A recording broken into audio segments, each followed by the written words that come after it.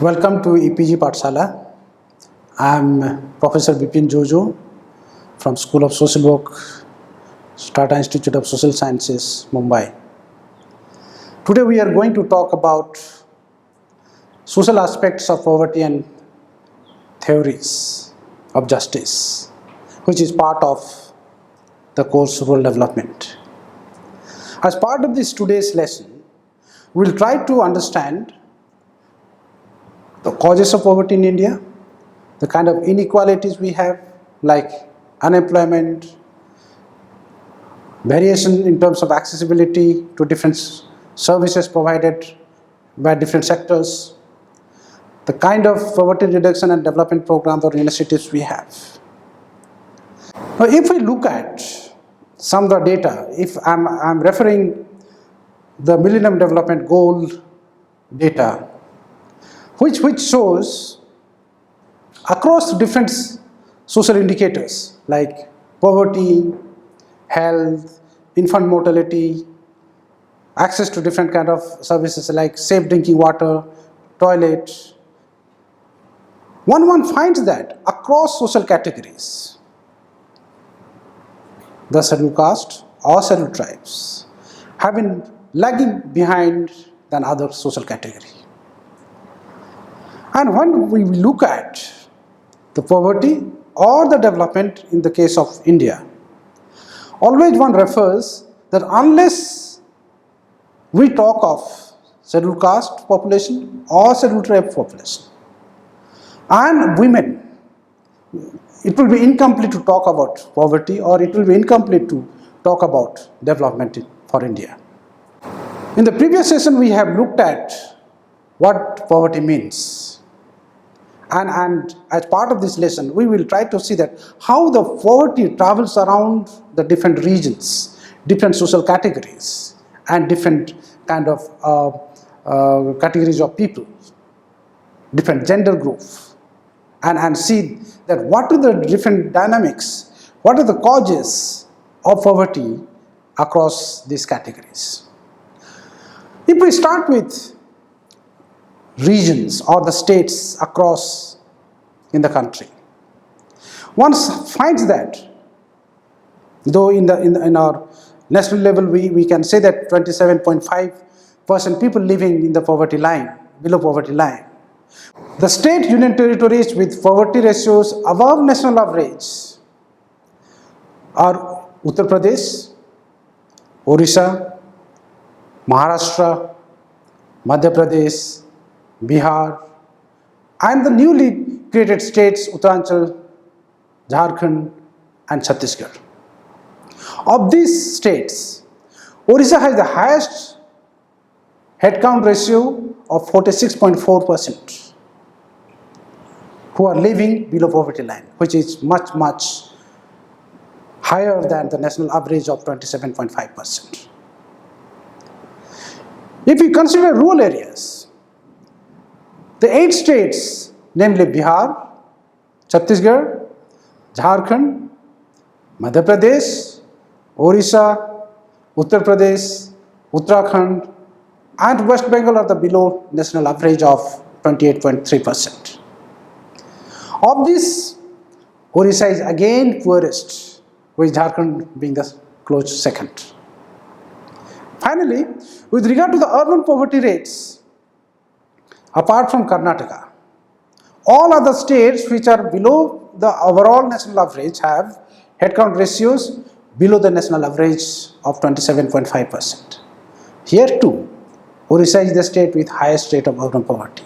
So one sees that Orissa is the state with highest percentage of poverty, or people living below poverty, both in rural areas as well as urban areas.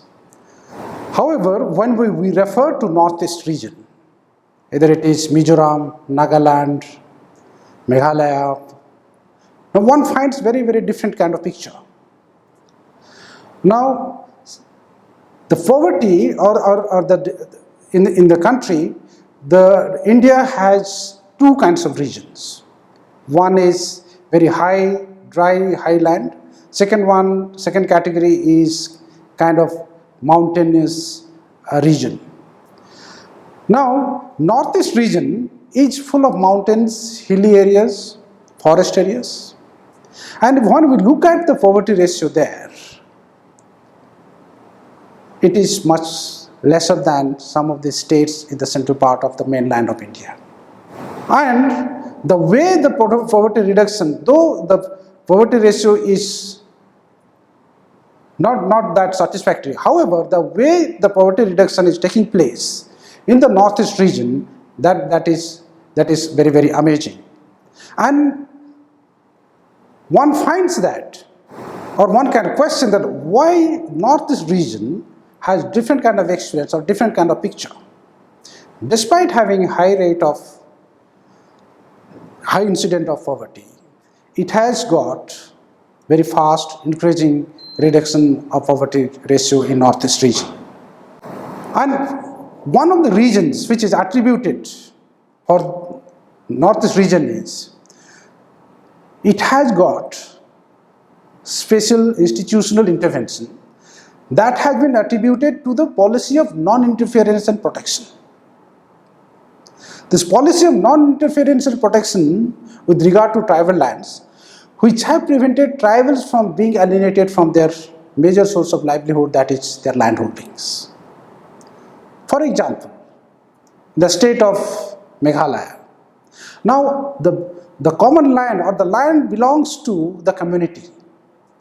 The institutional mechanism, since it is part of the 6th schedule of our Indian Constitution, the Indian Constitution has provided the power of local self-governance to the traditional institutions. The traditional institutions, that is the village council, controls over the resources in the village level. So without the permission of the village council, no land can be purchased or no land can be sold. So in that process, what happens that the kind of land alienation one finds in the central India, whether in the state of Odisha, Jharkhand and Chhattisgarh, one cannot find, or one sees that kind of land alienation cannot take place in the case of northeast region. And so that prevents the kind of poverty ratio one finds in the mainland or the central India, which gets affected, which affects the land holding pattern because of the huge land alienation for different regions. So the general conclusion which emerges from this analysis of aggregate poverty trends is that annual reduction of poverty rates in the post-reform period has not been higher than that pre-reform period, and the poverty decline in the 90s has been in line with the earlier trends. What it means that, though we started with the low GDP after independence, started with 3%, to post-reform period we have reached to about 7%. Now, we had very, very high percentage of people living below poverty line, as we had discussed in the previous lesson. With the increased GDP in post-90s, one expects that poverty ratio should be decreasing. However, the trend shows that it has not shown proportionately that kind of result. With the higher GDP, higher decrease of poverty has not commensurated with the growth and the decrease of poverty. And so it shows that it doesn't actually change much, or the poverty ratio doesn't change much in the post-reform or the post-90s period. In the same way, success in poverty reduction has stemmed from the institutional intervention that has been attributed to the policy of non-interference and protection of tribal lands, which have prevented tribals from being alienated from their major source of livelihood, that is their land holdings. It is estimated that 2/3 of bonded laborers who are chronically poor and subject to intergenerational transmission of poverty are identified in India as scheduled caste and scheduled tribes, with regard to both rural as well as urban areas. And so that incidence of poverty is highest among the scheduled tribes, followed by the scheduled castes, and then by other categories. So one finds that there are a high percentage of scheduled castes or scheduled tribes who have been experiencing intergenerational poverty. It goes on from generation to generation, and so they are into chronic poverty. And this kind of incidence of poverty is highest among the scheduled tribes, followed by scheduled caste. Specifically, in rural areas, the headcount ratios of scheduled tribe is more than double of others category. That is 48% compared to 23.23% for other category. Even it is higher than the category of scheduled castes. In case of scheduled caste, it is 38.38%. So, for the headcount ratio of scheduled tribe is higher than the headcount ratios of scheduled caste, that is 38.38%, and it is much higher than the other categories. So, one finds that incidence of poverty among female also has been marginally higher than that of males, both in rural and urban areas. As of 1999 and 2000, in rural areas, the percentage of female persons living in poor households was 27% compared to 26% for males. While in urban areas, the corresponding percentage of females and males were 25 and 23%. Females counted for slightly less than half, that is 49% of the poor, both in rural and urban areas. According to the Human Development Report, 1.3 million people worldwide live in poverty, and 70% of them are women. Poverty in India also has gender dimension, in addition to the caste or ethnic dimension, which is evident from the gender inequalities that exist in sex ratio, child infanticide, literacy rates, health and nutrition status, access to productive resources, and so on and so forth. Similarly, one finds in the labor market, most of the people living in the rural areas, or the most of the people who are living with poverty, one would find in the informal sector, as they have no skill or they do not have ability to get into the formal sector. Their wage condition, working condition, availability of employment is so fluid that one cannot ensure regular employment. And this is because of that individual characteristics of so-called inabilities, or what Amartya Sen would say, the social capital or capabilities. Because of this, one finds that even in the labor market, the people who are in the informal sector, they are mostly people belonging to the living below poverty line. Now, why this kind of complexities or variation one finds across region or across gender group, across social categories, and across the employment categories? One reason could be the social political cause or social and political reasons of poverty in India. We can attribute the socio-cultural or socio-political conditions of our society, of our context. Now, poverty is not caused by a single region. As we were discussing, it has got multidimensional effect. So it is the outcome of interaction of range of factors, which are social, cultural, economic, political, geographical, and host of other factors.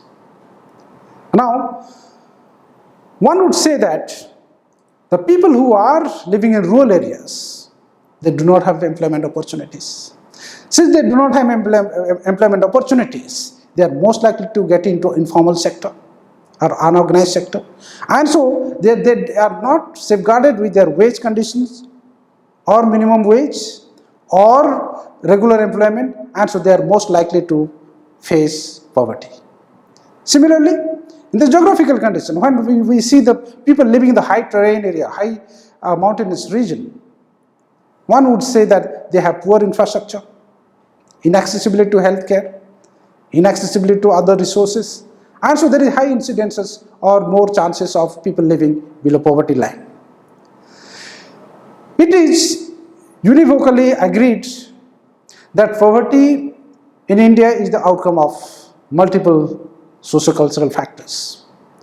So it starts from age-old prevailing caste system, belief systems, or joint family system, or gender differences, law of inheritance, which are elaborately discussed in different models.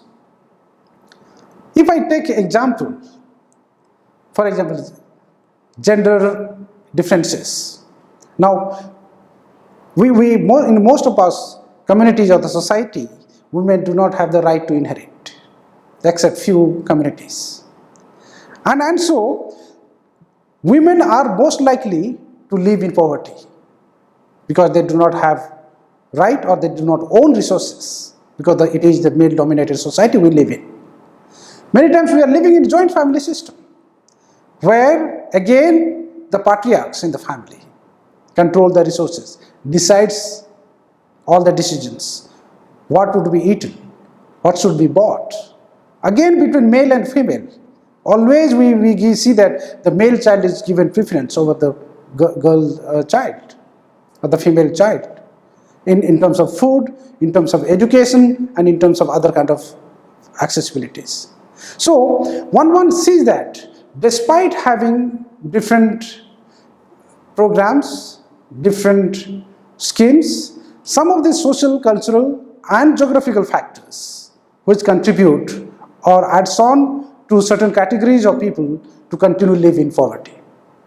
Beyond the social aspects of poverty, lack of initiatives on entrepreneurial activities, poor access to social sectors like education, health facilities are also considered to be the root cause of poverty.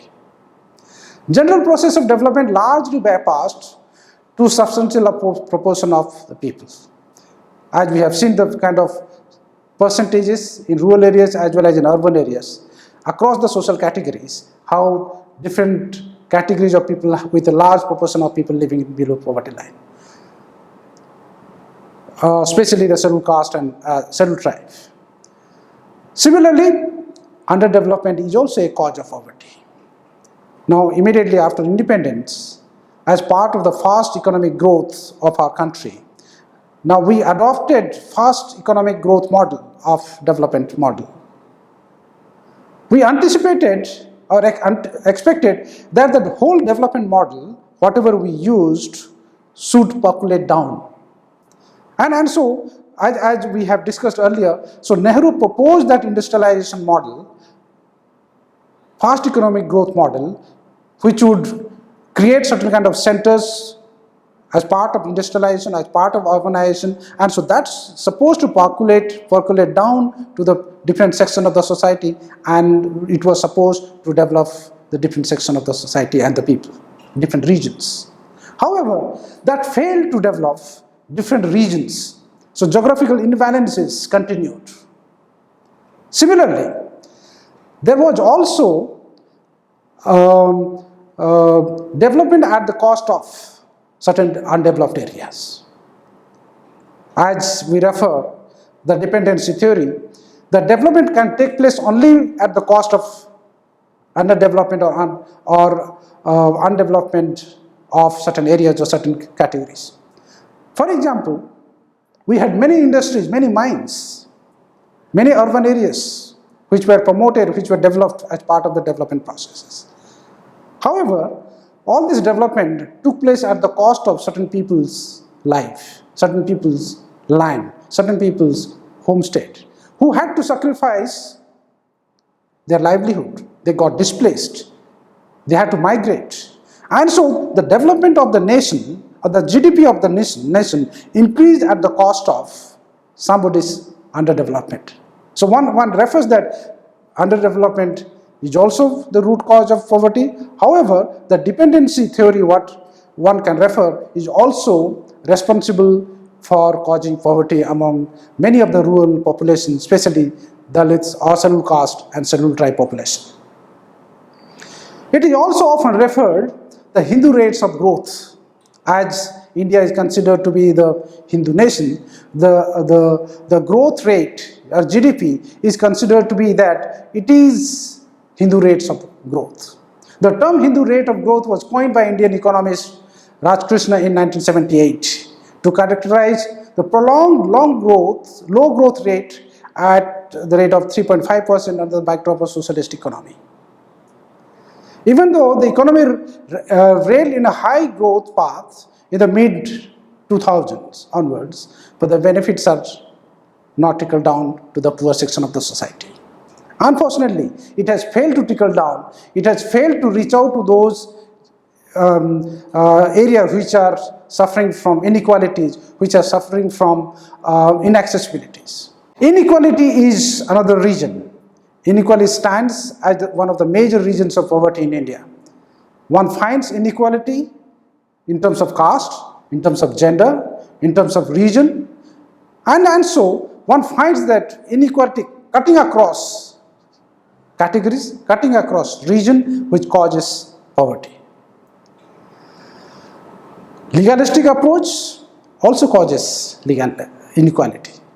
Unequal rights associated with our obligation.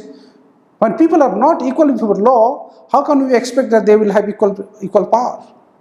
Say for example, women, they do not have right to inherit. So how can they have equal right for development? Inequality of income.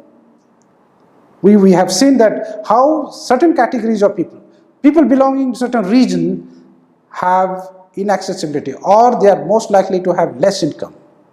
As we were discussing, people living in the rural areas without skill, without education, they are most likely to fall into the informal sector or unorganized sector.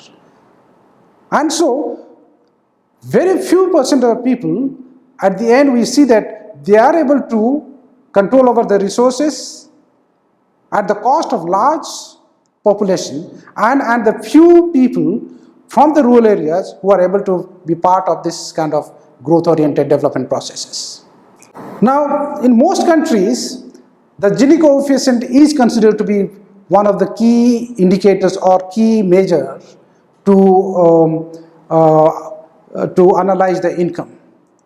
And this can intuitively interpret the share of total income that has to be redistributed to hypothetically obtain perfect income equality. And so the country with relatively high inequality and Gini coefficient of 0.6 must take an equivalent of 60% of its GDP from rich and give to poor people who are almost like 40%. This gives the ratio between the average income of richest and the average income of the poorest, typically undertaken by focusing on the averages of top and bottom quintiles. That is the richest 20 and the poorest 20. Inequality of opportunities, that could be another region of poverty. Amartya Sen's capability framework brought a new way of thinking on inequality, emphasizing on human well-being, its measurement, and interpersonal comparisons. His capability approach of poverty has been greatest departure from the intellectual platform of academic and public policy circle. So it is a paradigm shift in the meaning of development and alternative from the economic growth and GDP, what we have been conventionally or traditionally following. Sen proposed that well-being should be defined and measured in terms of beings and doings which are valued by people. He used two key terms to express his idea of capability: functionings and capabilities. Former functionings indicates to what a person actually manages to be or to do or to be.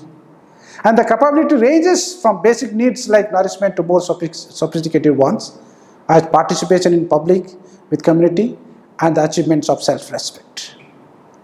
Unemployment, I need not talk much on that. We have huge amount of unemployment, increasing number of people.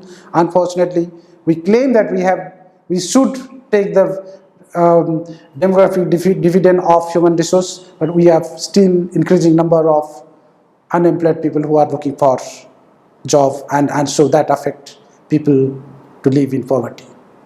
Agriculture, despite having green revolution, still we have large percentage of people who are not able to have irrigation facilities. They are still, their agriculture production is still in their own age-old traditional method. And also, their whole agriculture production is much below what is expected. Large chunk of people have small holdings, and so lack of inputs for the higher production in terms of resources. Also, we have many land tenure systems, land legislations, which have been somehow not supporting, or which have been not favoring the poor or the marginalized. Though we had land reforms, especially in Kerala, in West Bengal, despite the land reforms, we have seen, or we have found, that it has not solved the poverty. It has not solved the people to live out of poverty. There are many land legislations which are affected in terms of possessing land or cultivating land. For example, in the tribal areas, if one goes, one finds that there are huge number of tribal families or societies who do not have legal entitlements, and so they continue occupying that land for ages, for generations, without their legal documents. And so land legislations, however, do not recognize if somebody doesn't have the legal entities, and so such kind of people could be considered as encroachers or land grabbers. And so land holding pattern also is considering land holding patterns along with the land legislations in different states are causing poverty. Price inflation, we see the kind of price rise and inflation is alarming, and when poor suffers the most due to the price rise and inflation situation. When the prices are high, the purchasing power of money falls, which leads to impoverishment of the poor section of the country. Though we have poverty reduction and development, rapid economic growth is necessary for the poverty alleviation. It changes the low economic agriculture set. It helps to strengthen the redistributive activities of government, which can make a radical change in production and redistribution process and create more employment opportunities. Accelerate agriculture growth potentials, reduce burden of poverty because majority of the poor live with agriculture sector. Accelerated industrial development possibly creates more income, employment opportunities to the people, and potentially reduce the poverty. It promotes rural economy, development of small scale or cottage industries. However, these large industries has deprived large number of people in the industrial areas who are scheduled caste and scheduled tribes. It has not been able to capitalize the resources, the human resources, the natural resources available in the rural areas to be able to promote the small scale industries and cottage industries. By then, even if they are unskilled, even if they are uneducated, they could engage with economic activities productive ways, which can help them to overcome the poverty and get out of the poverty-stricken conditions, which can create large opportunities in the rural areas.